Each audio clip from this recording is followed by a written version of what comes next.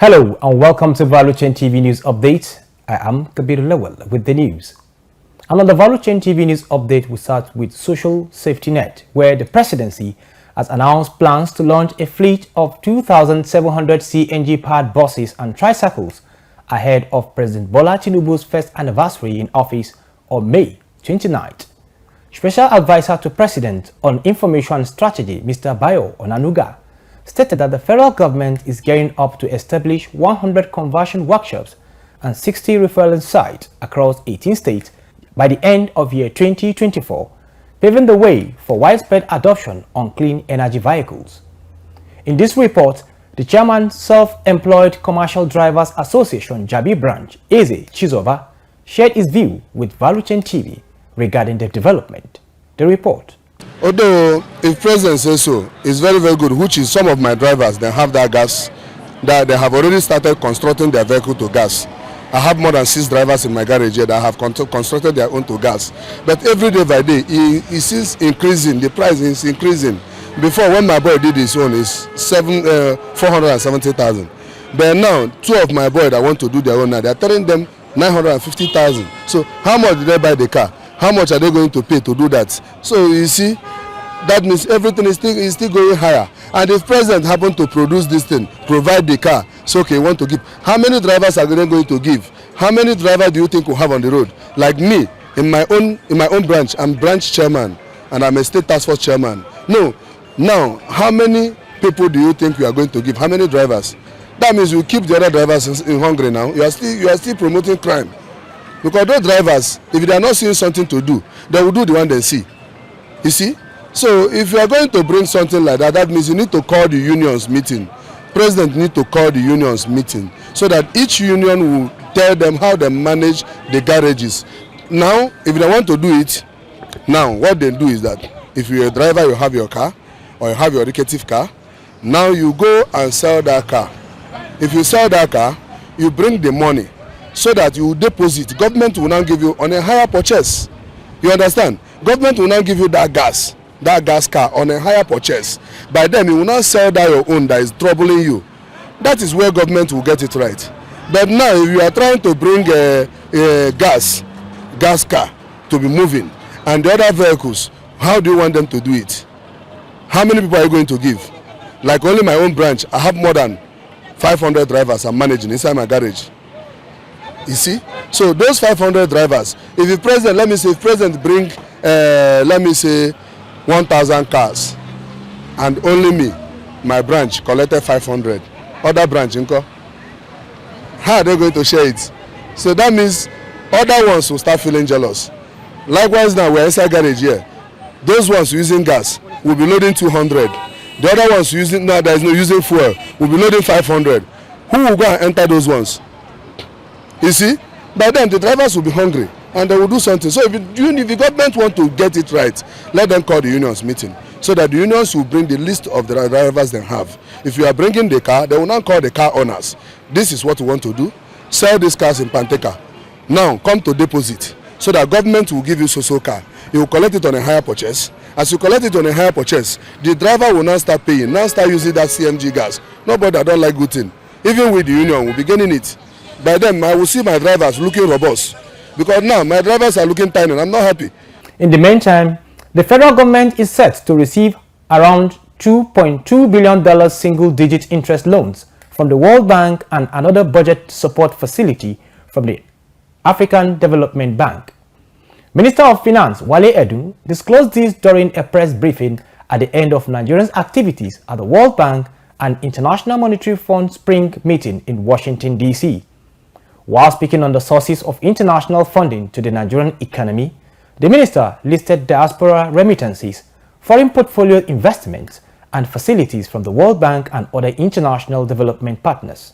Moving now to industry story, the 9 major oil-producing states collectively owe 1.56 trillion naira despite receiving an additional 405 billion naira in revenue derivation funds from June to January and their earnings from the Federation Accounts Allocation Committee FAAC. According to domestic debt data report from the Debt Management Office, the states include Delta, Akwa Ibom, Rivers, Bayelsa, Edo, Ondo, Imo, Abia, and Anambra states. They all combine about 25% of the total debts of all 36 states and the FCT, amounting to 5.7 trillion naira as of December 2023.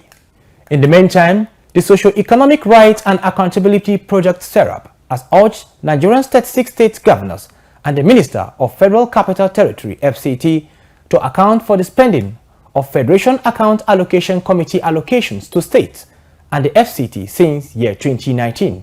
This was disclosed by SERAP's Deputy Director, Kolawole Oluwadare, in a request titled Freedom of Information Inquiry dated April 20th, 2024. The request followed reports that the committee disbursed 1.123 trillion naira to the federal, state, and local government for March 2024 alone. SERAP further demanded that the governors should furnish an extensively publicized record detailing the expenditure of FAAC allocations received by their state and the FCT since year 1999.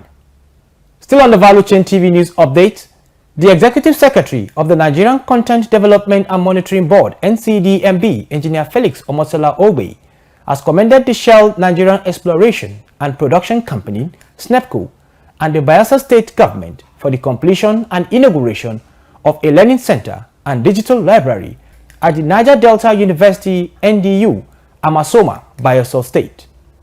In a statement released by NCDMB's Office of Corporate Communications, the board noted that SNEPCO was not compelled by legislation, nor the force of regulators, nor by the community agitation in carrying out the gesture, but by the need to support education in Nigeria and work with partners to conceptualize and commence the execution of the project. The board expressed appreciation to the Bayelsa State Government for making the environment conducive for business activities. In the meantime, President Bola Tinubu has approved the appointment of some Nigerian professionals to join board of the Security and Exchange Commission (SEC). This was disclosed over the weekend in a statement issued by the Special Advisor to President on Media and Publicity, Ajuri Ingilali. Ese Ufoma completes the report. Among the newly appointed members of the board are Mr. Meriga Aliyu Katuka as chairman, Mr. Emomotimi Agama as director general, Frana Chukwuogo as the executive commissioner in charge of legal and enforcement, Mr. Bola Ajomale as the executive commissioner in charge of operations, Mrs. Samia Hassan Usman as the executive commissioner in charge of corporate services, Mr. Lekon Bello as non-executive commissioner, and Mr. Kasimu Garba Kofi as non-executive commissioner. The statement noted that the president expects all members of the board of the commission, which he described as a critical one, to bring to bear their wealth of experience and competence in advancing the commission's core mandate of developing and regulating a capital market that is dynamic, fair, transparent, and efficient, in order to strengthen investor confidence and contribute immeasurably to the nation's economic development. For Value Chain TV, Ese Ufoma reporting. The House of Representatives Committee on Public Petitions has requested for tender of evidence in court in a case involving the Alliance Hospital and Services Chief Executive Officer, Dr. Christopher Atabo, and 3 others over allegation of organ harvest. This was contained in a statement by the National Agency for Prohibition and Trafficking in Persons (NAPTIP) Communications Officer.